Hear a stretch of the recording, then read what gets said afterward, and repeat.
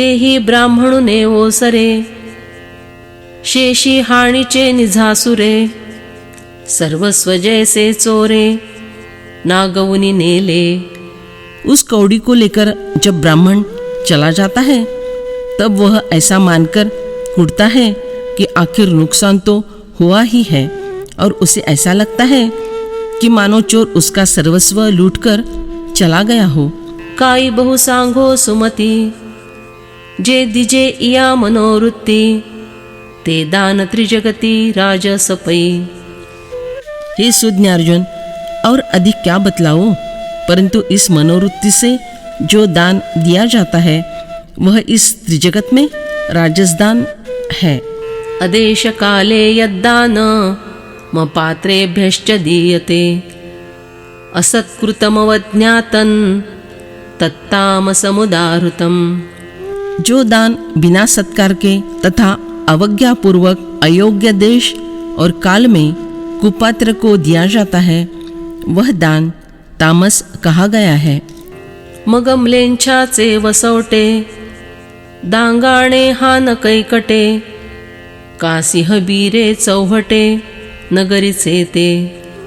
फिर धर्मकृत्य के लिए जो अयोग्य स्थान है, जिस प्रकार म्लेच्छ लोगों के निवास स्थान, जंगल प्रदेश, कंजड़ लोगों के स्थान अथवा पटगृह, नगर के चौरास्ते, इन स्थानों पर दान किया जाता है। तिही तिही ठाई मीलनी, समयो सांज वेळ कारजनी, ते वेळी उदारा होणे का धनी, चोरीएचा। उनमें से किसी भी स्थान पर अयोग्य समय को अर्थात संध्या समय अथवा रात को चोरी का धन दान किया जाता है। पात्रे भाट नागारी, सामान्य स्त्री जुवारी, जिये मूर्तिवंते भुरुरी, भूतलेया। वे दान लेने वाले पात्र अर्थात स्तुति पाठक, नगारा ढोलक पीटकर खेल करने वाले मदारी, वारांगना स्त्री, जुआरी, ये सारे लोग होते हैं। वे सभी लोग मानो भ्रांत लोगों के लिए साक्षात भुलावा ही होता है। रूपा नृत्याची पुरवणी, ते पुढा डोळे या भारणी, गीत भाटिवतो श्रवणी, कर्ण जपू। रूपवान स्त्रियां और नृत्य का संभरण वह मानो आँखों को लुभाने वाला मंत्र होता है। कानों में सुनाई पड़ने वाले स्तुति पाठकों के गीत मानो उनके लिए वह कर्णपाठ होता है। ते याही वरी अळुमाळू, घे फुला गंधाचा गुग्गुळू, तव भ्रमाचा तो वेताळू, अवतरेची। इस पर वह फूलों और दूसरे सुगंधित द्रव्यों की सौम्य सी सुगंधी लेता है, तब वह भ्रमरूपी वेताल आ धमकता ही है। एया ऐसे निजे जे देणे, ते तामस दान मी म्हणे, आणि घडे दैव गुणे, आणि कही एक। इस प्रकार उनके द्वारा जो जो दान हो जाता है उसे मैं तामस दान कहता हूँ। इसके अतिरिक्त और भी एक दान का प्रकार होता है। विपाये गुणाक्षर पडे, टाळिये कावळा सापडे, तैसे तामसा पर्व घडे, पुण्य देशी। कभी कभी घुण कीड़े के द्वारा कुरेदी हुई लकड़ी पर कुछ अक्षर निर्मित हो जाते हैं, अथवा कौवा बैठने का और डाली टूटने का समय एक ही हो जाए। उसी प्रकार तमोगुणी मनुष्य के लिए पुण्य क्षेत्र में पर्व काल का लाभ होता है। तेथ देखो नितो आथिला, योगू मागो ही आला, तो ही द्रव्या चाड़ेला, भाड़े जरी।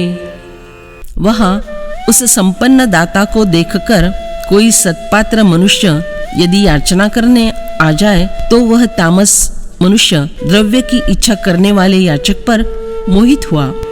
तरी श्रद्धा न धरी जीवी, ते या माथा ही न खालवी, स्वयं न करी ना करवी अर्घ्यादिक। पर फिर भी वह तामसी मनुष्य उस याचक का आदर नहीं करता, उसके सामने अपना मस्तक भी नहीं नवाता, उसे अर्घ्य आदि उपचार स्वयं अर्पण नहीं करता और अन्य किसी से अर्पण नहीं कराता।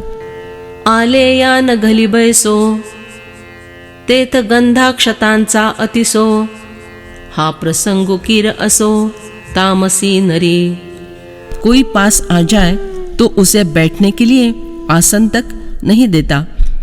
ऐसी अवस्था में गंध और अक्षत से पूजा करना, यह बात तो अत्युक्ति होगी। तामसी मनुष्य में सच में इस प्रकार के व्यवहार का प्रकार होता है। पै बोळ विजेरणा इतू, तैसा झाकवी ते याचा हातू, धिक करणे याचा बहुतू प्रयोग तेथ। देखो, कोई व्यक्ति लेनदार ऋणायित को अल्पसा द्रव्य देकर विदा करता है, उसी प्रकार याचक के हाथ पर मामूली द्रव्य रखकर उसे धोखा देता है और उस समय तिरस्कार करने वाले अबे तुबे शब्दों का काफी प्रयोग होता है। आणि जया ते जे दे किरीटी, ते आते उमाणी ते यासाठी, मग कुबोले का लोटी अवधनेचा।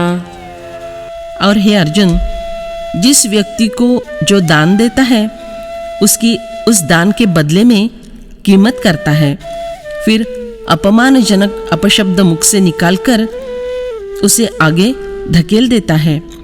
किंबहुना असो या परी, मोल वेचणे जे अवधारी, ते या नाव चराचरी तामस दान। इससे अधिक कुछ कहना अब रहने दो। ध्यान में रखो कि इस रीति से जो द्रव्य खर्च करना होता है उसे चराचर में सर्वत्र तामस दान कहते हैं। ऐसी आपुल्या चिन्ही अलंकृते तीनिही, दाने दाविली अवधानी राजतनया।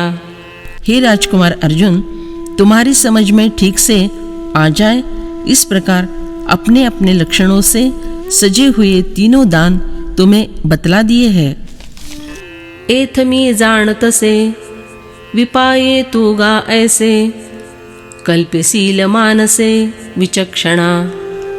हे सुज्ञ अर्जुन, यहाँ मुझे ऐसा जान पड़ता है कि कदाचित तुम अपने मन में यह कल्पना कर रहे हो, जे भवबंध मोचक, एकले कर्म सात्विक, तरिका वेखासे सदोष येर बोलो। कि संसार बंधन से मुक्त कराने वाला एकमात्र सात्विक कर्म ही है, तो फिर उसके विरोध में रहने वाले दोषयुक्त राजस और तामस कर्मों को देव भला क्यों बतला रहे हैं।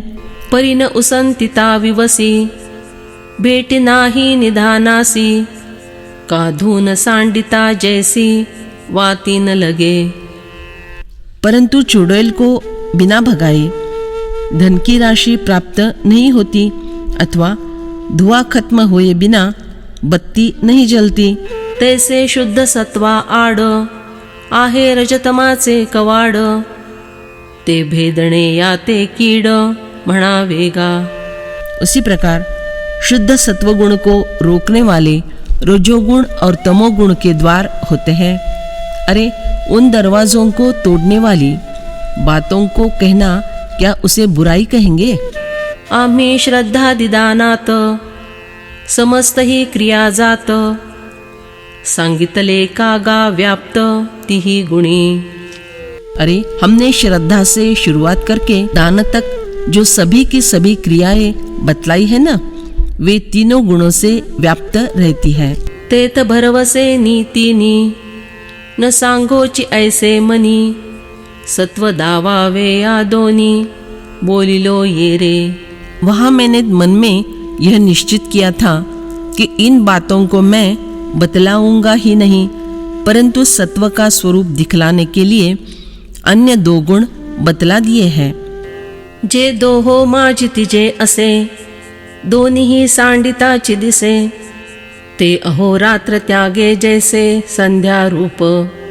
जिस प्रकार दिन और रात का त्याग करने पर दोनों के बीच रहने वाली संध्या के स्वरूप का प्रत्यय हो जाता है, उसी प्रकार जो दोनों के बीच तीसरा रहता है वह उन दोनों का त्याग करते ही दिखाई पड़ता है।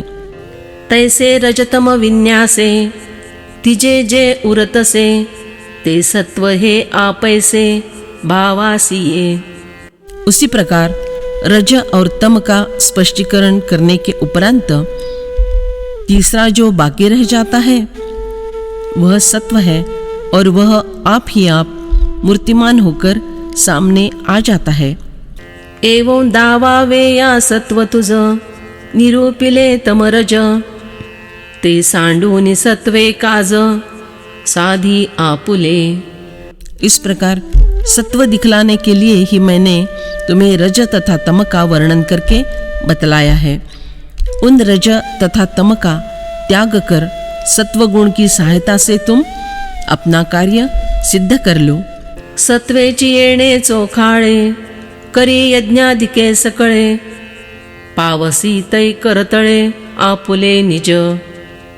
इस सत्व गुण की सहायता से यज्ञादि सभी कर्मों का आचरण करो, बस फिर तुम्हें अपना स्वरूप हस्तगत हो जाएगा। सूर्ये दाविले सांते काही एक न दिसे तेथे तेवी सत्वे केले फळाते का इनेदी। सूर्य के दिखला देने पर तब फिर भला ऐसी कौन सी चीज वस्तु हो सकती है जो दिखाई न दे। उसी प्रकार सत्व का निष्पन्न किया हुआ कर्म कौन सा एक फल नहीं दे सकता। आवडता विखी शक्ती सात्विकी आथिनिकी आणि मोक्षेसी एकी मिळणे जेणे। यह बात सच है कि जिसे चाहो उसे दिला देने के संबंध में सात्विक गुण में उत्तम शक्ति है और जिसकी सहायता से मोक्ष सहित एक आत्मस्वरूप में मिल जा सकते हैं। ते एक अगाधची आहे ते याचा सावा वो जैला आहे ते मोक्षाचाही होय गावी सरते। वह तो एक रहस्य की बात है कि जब उस सात्विक गुण की सहायता मिलती है तब उस व्यक्ति का मोक्ष के गांव में भी प्रवेश हो जाता है। पै भांगार जै पन्हरे राजवळीची अक्षरे लाहे तैची सरे जिया परी। देखो, सोना अथवा लोगों ने बनाया हुआ सिक्का चाहे कितना भी उत्तम क्यों न हो, पर फिर भी वह सिक्के के रूप में तभी प्रचलित होगा जब उस पर राजमुद्रा के अक्षर अंकित होंगे। स्वच्छे शीतले सुस्वादे जळे होती सुखप्रदे परिपवित्रत्व ते संबंधे तीर्थाचेनी। निर्मल, शीतल, स्वादिष्ट और सुखदायक पानी नदी यथा सरोवर के रूप में उपलब्ध होता है, परंतु उसकी पवित्रता सिद्ध होती है तो वह किसी तीर्थ क्षेत्र के संबंध से ही होती है। नैनसो भले तैसी थोरी परी गंगा जय अंगीकारी तैची तिये सागरी प्रवेशुगा। अरे, नदी चाहे कितनी भी बड़ी क्यों न हो, परंतु जब गंगा उसका स्वीकार करती है तब उसी समय उसका समुद्र में प्रवेश निश्चित हुआ होता है। तैसे सात्विका कर्मा किरीटी येता मोक्षाची ये भेटी न पडेगा आडकाठी ते वेगळे आहे। हे अर्जुन, ठीक उसी प्रकार मोक्ष की भेंट करने आते समय सात्विक कर्म के लिए किसी प्रकार का प्रतिबंध नहीं होता। अरे, इस प्रकार की वह कुछ विशेष बात है। हा बोलू ऐकत खेवी अर्जुना आरती न समाये जीवी म्हणे देवे कृपा करावी सांगावे ते। इन शब्दों को सुनते ही अर्जुन के मन में अत्यंत रुचि पैदा हुई है और उस मन में वह समा न सकी। वह कहता है कि देव को कृपा करके बतलाना चाहिए कि तेथ तो कृपाळू चक्रवर्ती म्हणे ऐकते याची व्यक्ती जेणे सात्विके ते मुक्ती रत्न देखिले। तब कृपालु चक्रवर्ती ने कहा, उसका स्पष्ट विवरण सुनो। जिसके योग से सात्विक गुण को वह मोक्ष रूप रत्न देखने को मिला।